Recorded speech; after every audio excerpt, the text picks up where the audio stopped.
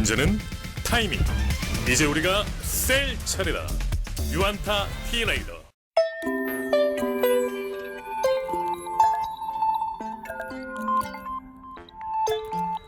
안녕하십니까. 글로벌 투자정보센터 김석환 연구원입니다.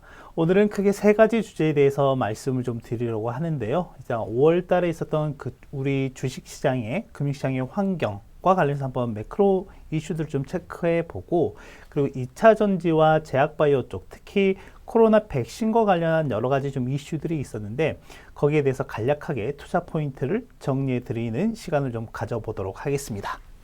자, 일단 5월 달 우리 주식시장 환경을 보면 역시 외국인의 매도가 상당히 좀 집중이 됐다라는 점이죠. 그런데 그럼에도 불구하고 코스피 지수는 월 초에는 좀 약세의 모습을 보이긴 했지만 월 중반 이후부터는 이렇게 또 반등하는, 그러니까 실제 외국인 수급과 코스피 간의 상관관계가 상당히 높음에도 불구하고 5월 중순 이후부터는 약간의 디커플링 현상들이 좀 발생을 했는데, 그 디커플링을 주도했던 업종들이 바로 포스트 코로나 시대에 흔히들 얘기하는 컨택 업종들이라고 좀 보시면 될 것 같습니다. 뭐 대표적으로 호텔, 레저 이런 쪽이었고요. 뭐 호텔 신라라든지 그리고 여행 서비스와 관련한 기업들의 주가 움직임들이 좋았고요. 운송 쪽에서는 연초 이후부터 계속 해운 쪽의 움직임이 좋았지만 특히 이제 5월 달에 좋았던 거는 항공 운송 쪽이었다라고 보시면 될 것 같고, 미디어 같은 경우에는 이제 CJ 그룹 계열 기업들 중심으로 해서 상당히 좀 탄력적인 움직임들이 나왔고, 그리고 국내의 SM이나 YG엔터 그리고 JIP엔터 이런 엔터 3사 중심으로 좋은 모습들 좀 보였다라고 보면 될 것 같습니다. 그리고 특히 기계 쪽의 움직임도 상당히 비약적인 모습을 보였는데, 이제 이쪽에서는 아무래도 원전 이런 이슈들이 좀 불거지면서 많이 움직이는 모습들 좀 보였다라고 볼 수가 있겠고요. 그리고 뭐 화장품이라든지 필수 소비재, 소매 유통 이러한 내수 소비, 경기 방어 섹터가 순환매되는 모습을 좀 보이면서 5월 달에 약 9조 원에 가까운 외국인의 매도세가 나왔음에도 불구하고 코스피는 대부분 좀 박스권에서 움직이는 모습을 보인 한 달이었던 것 같습니다. 그러면 앞에서 말씀드렸던 것처럼 앞으로 글로벌 백신 접종이 상당히 활발하게 진행이 되고 있고, 이미 이스라엘 같은 경우에는 집단 면역 수준이라고 할 수 있는 60%를 상회하고 있고, 미국 같은 경우에도 최소 1회 이상 접종한 인구가 벌써 50%를 이제 넘어가고 있고, 우리나라 같은 경우에도 뭐 1분기만 하더라도 약간 백신 수급에 약간 문제가 좀 있긴 했었지만은 한미 정상회담 이후에 일단 그런 꼬인 부분들이 이제 풀려나가고 있는 상황에서 최근에 백신 접종률이 10%를 좀 넘어가고 있는 시점이라고 볼 수가 있겠습니다. 이런 관점에서 봤을 때 우리나라 전체 기업의 영업이익은 연초 이후에 좀 슬로우하는 모습을 보이긴 했지만은 계속해서 우상향하는 기조를 좀 유지하고 있다라고 볼 수가 있겠고, 앞서 경기 방어 또는 내수 소비 또는 경제 재개에 따른 컨택 산업에 대한 관심이 이제 높아지면서 특히 이제 에너지를 비롯해서 운송 쪽에서는 항공 운송 쪽, 그리고 화장품 이런 쪽의 움직임들이 좀 좋아지고 있고, 소매 유통이나 미디어 교육 쪽에 대한 컨센서스도 상당히 좀 양호해지고 있는 모습을 좀 보이고 있습니다. 다만 여기에서 보면 이제 호텔이나 레저 이런 쪽, 특히 여행과 상당히 좀 밀접한 관련이 있는 같은 경우에는 아직 영업이익에 대한 전체적인 컨센서스가 돌아서는 모습을 좀 나오고 있지는 않지만, 이 시점이 대략 바텀에서 다시 업으로 돌아서는 이런 시점이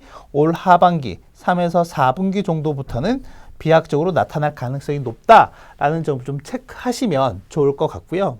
제가 한번 여러 차례 언급을 해드렸던 것처럼 글로벌 경기 선행지수 이거 같은 경우는 저희가 이제 골드만삭스에서 이제 나온 건데, 그 중에서 이제 여러 지표들을 보는데 골드만삭스에서 집계하는 지표 중에 우리나라 수출 데이터가 들어가고 있는 상황입니다. 그래서 이 수출 관련해서 우리나라 기업들 또는 기업들의 영업이익의 선행지표격이 바로 이 수출 데이터다라고 하는 부분을 여러 차례 좀 언급을 해드렸던 것 같고요. 그런 관점에서 봤을 때 최근에 발표된 5월 수출 데이터를 한번 짚어볼 필요가 있지 않을까 생각이 됩니다. 일단 보시는 것처럼 32년 만에 최대폭으로 상승을 했고 수출액 규모는 약 507억 달러를 기록을 했는데 역대 5월 중에서 1위를 기록을 한 부분입니다. 그래서 밑에 보면은 뭐 다 역대급 수치들만 이제 나와 있는 상황이어서 우리나라 수출이 정말 잘 되고 있구나 라고 하는 거는 다른 말로 얘기하면 기업들의 이익이 상당히 호전되고 있구나 라는 정도로 정리를 좀 하시면 될 것 같고, 기본적으로 우리가 주가라고 하는 거는 뭐 여러 변수들이 있기는 하겠죠. 여러 변수들이 있긴 하겠지만은 가장 큰 요인이 바로 이 기업 이익이라고 하는 측면을 봤을 때, 기업 이익이라고 하는 측면을 봤을 때 이 기업 이익의 개선은 주가 상승 또는 적어도 빠지지 않는 하방 경직성을 유지할 수 있는 요인이다라는 정도로 좀 정리를 하시면 될 것 같고, 이걸 장기적인 트렌드에서 한번 살펴보시면 우리나라 수출 총액과 그리고 코스피의 이동평균 간의 이런 관계성들을 좀 보시면 상당히 유사하게 움직임을 볼 수가 있습니다. 그래서 최근에 수출 데이터 반등과 함께 코스피 지수의 반등도 같이 나타났고, 이제 물론 여기서 한 가지 체크하실 거는 약간 이격이 좀 발생하고 있구나라고 하는 부분은 있거든요. 향후에 그럼 결국엔 이 발생한 이격은 축소하는 과정이 나타나게 될 텐데, 어떤 과정이 될지는 향후에 뉴스 플로우라든지 또는 중앙은행의 전체적인 흐름들이라든지 이런 것들 좀 잘 살펴봐야 할 요인이라고 좀 보여지고요. 하지만 지금 당장 현재 시점에서 봤을 때는 기업 이익의 선행 지표격인 수출 데이터가 상당히 좀 잘 나오고 있고, 그에 따라서 코스피 움직임도 상당히 좋은 모습을 보이고 있다 정도로 정리를 하시면 되겠습니다. 두 번째로 2차 전지 관련해서 말씀을 좀 드릴 텐데요.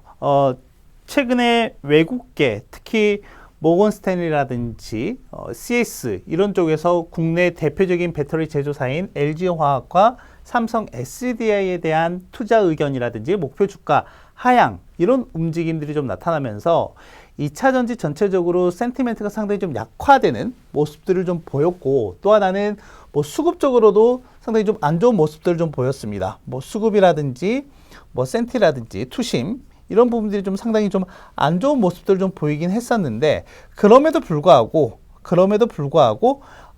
국내 업체들에 대한 펀더멘털은 상당히 탄탄하다라는 정도로 정리를 좀 해보시면 되지 않을까 생각이 됩니다. 그 이유는 보시다시피 배터리 타입별 탑재량과 시장 점유율 현황을 보면 지금 우리가 배터리 타입은 크게 2차전지 타입은 세 가지가 있습니다. 원통형, 파우치형, 각형 이렇게 있는데, 뭐 원통형 같은 경우에는 테슬라밖에 쓰지 않죠. 네, 테슬라밖에 쓰지 않고 현재 각형과 파우치형이 상당히 좀 시장을 앞으로 장악해 양분할 가능성이 좀 높다라고 보면 될 것 같은데, 이 세 가지 타입 중에 최근 3개년 평균 성장률이 가장 높았던 배터리 타입은 바로 이 파우치 타입이라고 보시면 될 것 같고, 앞으로도 이 같은 성장세가 유지가 될 수밖에 없는 구조적인 환경이 만들어져 있다라고 보면 될 것 같습니다. 왜 그러냐 하면 방금 말씀드렸던 것처럼 국내 배터리 제조 3사 중에 SK이노베이션과 LG화학이 파우치 타입을 채택을 하고 있고, 지금 최근 한미 정상회담을 기점으로 해서 SK이노베이션과 포드가 조인트 벤처를 만들어서 미국에 현지 투자를 하기로 결정을 했죠. 그러면서 SK이노베이션의 장기 생산 능력 같은 경우에는 2025년 기점으로 해서 기존에는 125기가와트였지만 이게 포드와의 조인트 벤처를 통해서 이게 190기가와트로 거의 절반 이상 늘어났다라고 보시면 될 것 같고요. LG화학 같은 경우가 국내 업체 중에서 가장 적극적인 캐파 확장을 하고 있는 기업이라고 좀 보시면 될 것 같은데요. LG화학 같은 경우는 뭐 잘 아시겠지만은 뭐 유럽, 폴란드를 중심으로 해서 중국, 그리고 이제 미국 같은 경우에도 상당히 적극적으로 하고 있고, 특히 미국 같은 경우에는 GM과 얼티엄 셀이라고 하는 배터리 셀 제조를 하기 위한 조인트 벤처를 이미 만들어 놓고 적극적인 생산 캐파 확장을 좀 하고 있다 라고 보면 될 것 같고요. 2023년 기점으로 해서 LG에너지솔루션의 생산 캐파는 무려 260기가와트에 달할 것으로 예상이 되고 이 중 절반 이상은 전부 미국에서 현지 생산된다라고 보면 될 것 같습니다. 그렇기 때문에 결론적으로는 지금 국내 업체들이 특히 LG나 SK나 선도업체들이 미국이라든지 계속 기존에 있던 사이트에서도 계속 신설과 증설을 계속하고 있기 때문에 결론적으로는 이쪽에 레퍼런스를 갖고 있는 장비 업체들에 대한 관심을 좀 지속적으로 가져야 된다라고 보시면 될 것 같고 이미 장비 업체들 같은 경우에는 장비나 소재, 뒤에서도 소재를 언급하긴 하겠지만은 이미 작년에 한번 크게 좀 상승을 한 부분이 있습니다. 그렇기 때문에 실제 지난해 수주했던 그런 부분들이 올해 실적으로 이연이 되는 것들이 있는지에 대한 부분도 좀 체크를 하셔야 될 것 같고 특히 방금 말씀드렸던 것처럼 장비 업체들 같은 경우에는 수주 베이스이기 때문에 각 업체들의 수주 잔고가 꾸준하게 늘어나는지도 같이 체크를 하시면 좋지 않을까 생각이 됩니다. 그리고 또 하나는 소재 업체들도 한번 보셔야 될 것 같습니다. 지난해 코로나 팬데믹이 한창인 상황에서 현대 정의선 부회장과 삼성, LG, SK 각 수장들이 만났고요. 만난 자리에서 차세대 배터리 또는 배터리 이에 있어서 양사 간에 어떤 업무 협약을 할 수 있는, 업무 제휴를 할 수 있는지에 대해서 상당히 포괄적인 좀 논의가 있었다. 이제 그 중에 가장 이제 핵심이 되는 건 역시 차세대 배터리를 어떻게 협력을 할 거냐라고 보면 될 것 같은데 일단 삼성 같은 경우에는 이제 전고체 배터리에 상당히 좀 올인하고 있는 모습이고 LG 같은 경우에는 리튬 황 배터리로 이제 가게 되는 거고요. SK는 리튬 메탈 배터리를 기점으로 해서 업무 제휴를 좀 하려고 한다라고 보시면 될 것 같고 이것들의 장단점은 이렇게 좀 정리를 해놓긴 했지만 핵심은 뭐냐면 이제 이 차세대 배터리로 가게 되면서 핵심은 역시 자동차는 한 번 충전했을 때 주행 가는 거리가 얼마나 되느냐가 중요하게 되거든요. 그랬을 때 지금 앞에서 논의했던 리튬 메탈이나 리튬 황이나 전고체 이런 것들은 기존 리튬 이온 배터리 대비했을 때 2배 내지 3, 4배 이상의 주행 가는 거리를 확보가 가능하다라고 보면 될 것 같고 이쪽은 차세대 배터리이기 때문에 현재 이 배터리 시스템에서 차세대 배터리로 넘어가는 데 있어서 약간의 과도기적인 게 필요합니다. 이 과도기적인 과정이 필요한데 이 과도기적인 단계에서 중요한 거는 바로 이 소재 업체들의 역할이라고 좀 보시면 될 것 같아요. 소재 업체들의 역량이 되게 중요하다라고 말씀을 드릴 수가 있을 것 같은데 결론적으로는 왜 그러냐면 전기차 같은 경우에는 이 에너지 밀도가 상당히 중요하다. 왜 그러냐면 이 에너지 밀도가 바로 주행 가는 거리를 결정짓는 키 팩터이기 때문에 그렇습니다.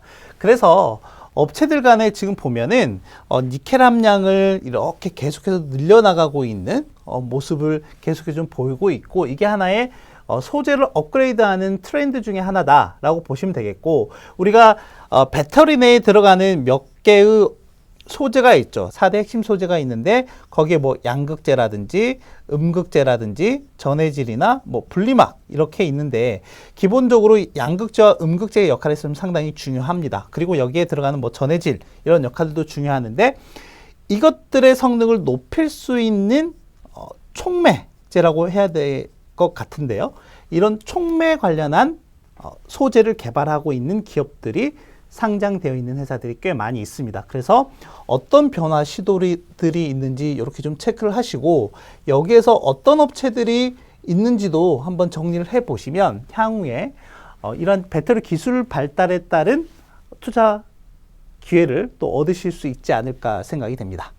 마지막으로 제약바이오 쪽에서 말씀드릴 수 있는 거는 지금 코로나 팬데믹 상황 이후에 지난해 12월 이후에 특히 이제 제약바이오 쪽 전반적으로 투심이 상당히 좀 약화되어 있는 모습을 좀 보이고 있고 이 12월 달 기점으로 좀 달라진 점이 있다면 이때는 코로나 치료제가 상당히 좀 곽강이었다라고 하면 이 12월 이후부터는 백신에 대한 내용이 계속해서 좀 나오고 있다라고 보시면 되겠고 지금은 솔직히 백신 관련한 종목 이외에는 시장에서 뚜렷한 두각이 나타나고 있지 않다 라고 보면 될 것 같고, 특히 백신의 종류도 이제 여러 가지가 있는데 그 중에서 메신저 RNA 기반의 백신을 개발하고 있는 회사 또는 이것과 연관이 되어 있는 회사에 대한 관심이 상당히 많다라고 보면 될 것 같습니다. 그래서 뒤에서 좀 더 자세하게 말씀을 드리면 이거는 실제 뭐 중앙방역대책본부라든지 식약처에 가면 나와 있는 내용이고요. 보시다시피 백신이라든지 치료제 이렇게 있는데 일단 뭐 치료제는 거의 뭐 나가리 된 분위기고요.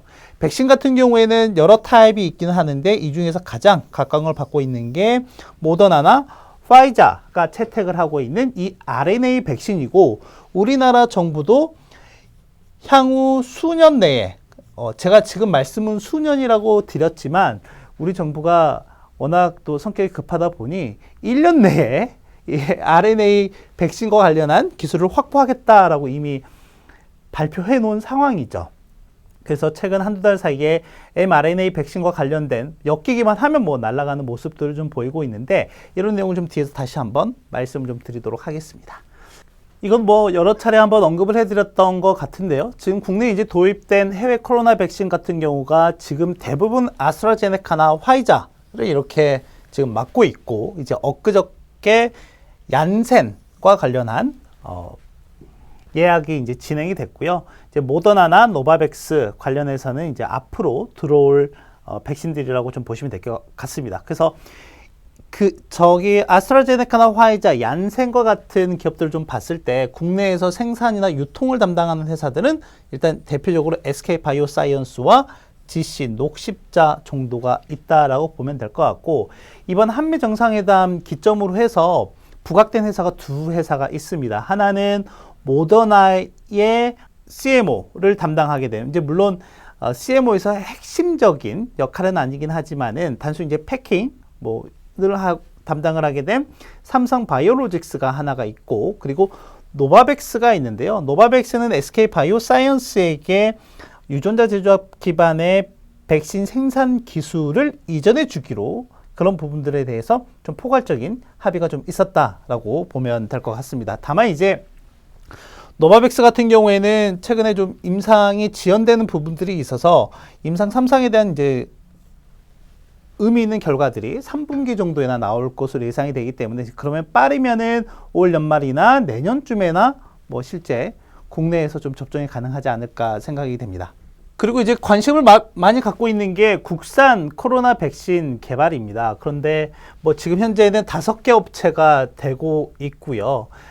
그리고 여기에 이제 mRNA 백신 기반으로 해서 하고 있는 업체가 상장사 중에 아이진이라고 하는 회사가 있고, 이 아이진이라고 하는 회사과 같이 업무 제휴를 맺은 회사 중에 하나가 바로 셀로메드라고 하는 회사가 있다 정도로 체크를 하시면 될 것 같고요. 다만 국내에서 코로나19 백신을 개발하는 회사들의 공통점은 전부 다 임상 1, 2상 단계에 있는 초기 단계다라고 보시면 되겠고, 여기 좀 페이스트랙에 태워서 좀 빨리 진행이 된다라고 하면 아마 하반기 정도에 이제 3상에 들어가게 될 텐데, 지난 31일에 식약처에서 발표한 게 하나가 있습니다. 국산 코로나 백신을 좀 갖기 위해서, 즉 백신 주권을 확보하기 위해서 원래는 3상을 진행하게 되면 대규모 임상을 해야 됩니다. 보통 앞서 보셨던 뭐 아스트라제네카나 화이자, 뭐 존슨앤존슨 이런 회사들이 보통 최소 5만 명에서 최대 7만 명 이 정도의 임상을 했었거든요. 근데 우리나라에서는 그런 피험자를 구하기가 힘들죠. 그래서 식약처에서 발표한 게 3,000명까지 낮춰줄게 이거였고요. 또 하나는 이 3,000명의 피험자를 임상을 해보고 앞서 아스트라제네카나 뭐 화이자, 모더나 이런 백신들과 거의 비슷한 효능을 내게 된다면, 그걸 이제 흔히 전문용어로 면역 원성이라고 하는데, 이 면역 원성만 비교해서 백신 승인을 해주겠다, 이런 이제 상당히 완화된 내용을 좀 발표했다라고 보시면 되겠습니다. 그래서 지금 여기에 언급되고 있는 회사들은 일단 관심 종목에도 한번 넣어놔 보시고 향후에 좀 꾸준히 체크해 보시면 좋지 않을까 생각이 되고요. 이제 무엇보다 CMO 사업도 하고 있고 또 자체 백신도 개발하고 있는 뭐 굵직한 이런 SK바이오사이언스 이런 회사들도 일단은 가장 최선호해서 봐도 될 만한 기업이다라고 볼 수 있겠습니다. 뭐 모더나 관련한 네트워크 확장 계획은 이미 다 발표가 되어 있는 상황이죠. 그렇기 때문에 이 부분은 좀 뒤에서 다시 한번 표로 정리를 해드리면 지금 보시면은 일단 모더나가 우리나라의 자회사를 설립을 완료했습니다. 이미 5월 말 기점으로 해서 설립을 완료를 했고 위탁 생산을 하기는 하는데 위탁 생산을 할 때 핵심은 원료 의약품을 공급할 수 있느냐 없느냐의 큰 차이이거든요. 그래서 지금 모더나 같은 경우에는 글로벌 CMO, CRO 업체인 론자에다가 원료 생산을 위탁하고 있고 뭐 일례로 보면 모더나가 론자에게 이 mRNA 백신의 원료를 생산하는 기술 자체를 이전하는데 거의 1년 정도가 소요가 됐다라고 해요. 그래서 당장 삼성바이오로직스가 할 수 있는 그런 영역은 좀 아니다라고 볼 수가 있겠고, 다만 모더나와의 어떤 일단 접점은 하나는 완성을 해놓은 상태다라고 볼 수가 있겠고, 그러면서 최근에 나온 게 삼성바이오로직스가 송도에 4공장을 짓겠다라고 얘기했고, 최근 언론에서는 이 4공장이 향후에 장기적으로는 이 론자의 원료의약품 생산 역할을 할 수도 있지 않을까라는 부분에 좀 언급이 되고 있다라고 보시면 되겠고요. 이제 이런 전체적인 라인이 완성되기 전에 시장에서 이제 여러 차례 언급이 됐던 회사들이 있습니다. 뭐 ST팜이나 파미셀, 한미약품, 뭐 SK바이오사이언스 뭐 이런 회사들이 있는데, 이런 회사들이 물론 이제 mRNA 백신과 관련해서 연관이 되어 있긴 하는데요. 그 뒤에 내용은 이제 뒤에다가 좀 정리를 해놨기 때문에 그 부분에서 좀 체크를 하시면 될 것 같고요. 일단 모더나와의 협력 관계에 대한 내용들이 좀 불거지면서 삼성바이오로직스가 계속 신고가를 이제 만들어 가다가 최근 좀 주춤하는 모습을 좀 보이고 있지만, 이제 송도의 1공장부터 4공장까지 다 지으면서 일단 기본적으로 CMO나 CDMO를 할 수 있는 글로벌 역량은 좀 갖췄다라고 보시면 될 것 같고, 그래서 2023년 기점으로 했을 때 생산 캐파 능력이 대거 늘어나는 모습을 좀 보이고 있다라고 체크하시면 될 것 같고요. 반면에 이제 국내에서 대표적인 바이오시밀러 업체인 셀트리온 같은 경우는 생산 캐파가 좀 정체되어 있는 모습을 좀 보이고 있다라고 보시면 되겠고요. 그리고 또 하나는 이제 이게 현재 트렌드거든요. 그러니까 뭐 CMO라든지 CDMO를 외주화하는 게 하나 이제 제약바이오의 트렌드다라는 정도도 체크하시면 되겠습니다. 뭐 앞에서 말씀드렸던 것처럼 이제 정부에서 지금 사활을 걸었어요. 네, 정부에서 사활을 걸었고 이런 적극적인 지원을 좀 하겠다라고 이제 얘기를 했거든요. 이런 부분들도 이제 체크하시면 될 것 같고, mRNA 백신에 있어서 핵심이 되는 몇 가지 내용들이 있습니다. 그리고 그 핵심을 어떤 기업들이 하고 있는지 파악하는 게 중요하거든요. 그 중에 하나가 뭐냐면 이제 이 안정화 기술이라고 하는 거고, 이거는 실제 이제 이 RNA를 매핑이라고 하는데 RNA를 조합하는 데 필요한 기술이라고 보시면 될 것 같고요. 또 하나는 이 RNA를 조합한 이후에 우리 몸속에 들어왔을 때 타겟하는 곳에 갈 수 있게끔 그 전달체를 보호하는 보호 입자가인데, 이걸 이제 지질 나노 입자, 즉 LNP라고 하는 게 있는데, 이러한 전달체 기술이 이게 거의 상당히 중요한 기술들이라고 보시면 될 것 같고, 이걸 하고 있는 기업들을 좀 잘 정리하시면 될 것 같은데요. 보시면 방금 말씀드렸던 것처럼 이 RNA 백신을 매핑하는 기술하고, 그리고 이 매핑한 RNA를 이러한 보호막에 싸서, 이게 이제 지질막이라고 하는데, 이렇게 들어가게 됐을 때 저걸 보호할 수 있는 저런 보호막을 하고 있는 회사들을 잘 정리하시면 되겠는데, 그 내용이 이제 바로 뒤에 있습니다.